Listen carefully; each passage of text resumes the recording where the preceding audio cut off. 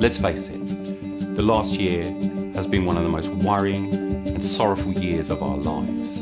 Coronavirus has turned everybody's lives on their head.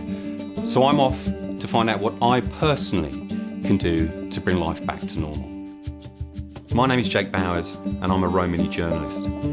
There's a lot of rubbish talked about this virus and the vaccine. So I'm going to meet a man of God and a woman of science and ask them some very basic questions.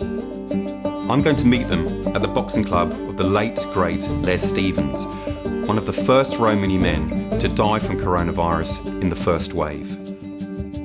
What can I say about my dad? This was his second home. This was his gym. He trained champion after champion.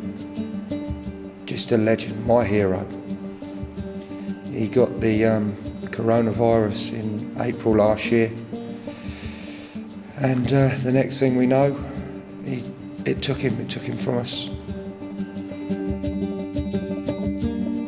Father Dan, you're a Catholic priest that works a lot with Irish travellers. Can you tell me what's the religious view of this vaccine? Well, the Church teaches that it's acceptable to have the vaccine, that there aren't any reservations about having the vaccine, and we would encourage everyone to receive the vaccine, not only for yourselves, but also for those around you, for your family, for your friends, and for those in your community.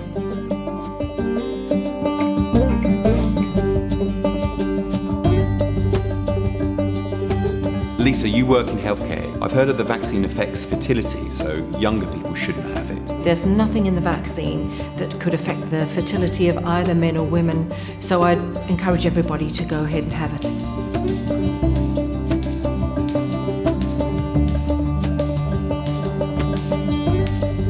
Is it true that there's pig fat and monkey wee in this vaccine? Absolutely not. That's not possible. Definitely not in this vaccine, or any other vaccine for that matter. How can we trust that the vaccine is safe, given that it's been developed so quickly? Well, this is an unprecedented event, this coronavirus. It's completely engulfed the entire world, so all the resources have been concentrated on finding a solution to this so we can get back to our normal lives. Having said that, there have been no shortcuts, there have been no processes that have been missed. It's just been a process that's happened with several stages happening simultaneously at the same time. And what about the rumours that the vaccine has a microchip in it in order to track and maybe change our DNA? Well, that's completely impossible actually. It's not possible to put a microchip inside a vaccine. And it also doesn't change our DNA. There's nothing in the vaccine that could do either of those things. Do we really need to have 2 doses of the vaccine? Yes, actually, it's very important that you do get your second dose. The first one will give you quite a lot of immunity, but unless you have the second dose, you're not going to get the full effect. And that means that you're not fully protected, and then you're not going to be able to protect the people around you as well. Lisa added that while some people are concerned that the AstraZeneca vaccine may cause blood clots, any risk is less than getting a clot from a long-haul flight, and much less than that of taking the contraceptive pill. Because people over the age of 30 have a greater risk of serious illness or death from COVID, it is still important to get the vaccine. Younger people are being offered either the Pfizer or Moderna vaccines instead as a precaution.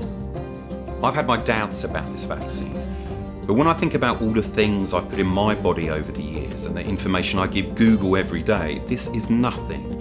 It's a small price to pay for getting life back to normal. So today is a new dawn, because me and my family are having our coronavirus jabs so that we can give COVID the jab. It's important to get vaccinated to not only protect yourself, but to protect your loved ones. Having the vaccine won't always stop you catching or spreading COVID, but it will stop you becoming very unwell and possibly even dying from it if you were to go on and catch it. After having the vaccine, you might suffer a few side effects. Your arm might be sore. You might get a fever or a headache or be really tired. But these symptoms will likely only last up to 48 hours and can be managed with paracetamol. The more people that are vaccinated, the quicker we can get back to normal life. So it is important we all do our part. I trust the NHS. And if, like me, you want to have the vaccine, you simply need to give COVID the jab.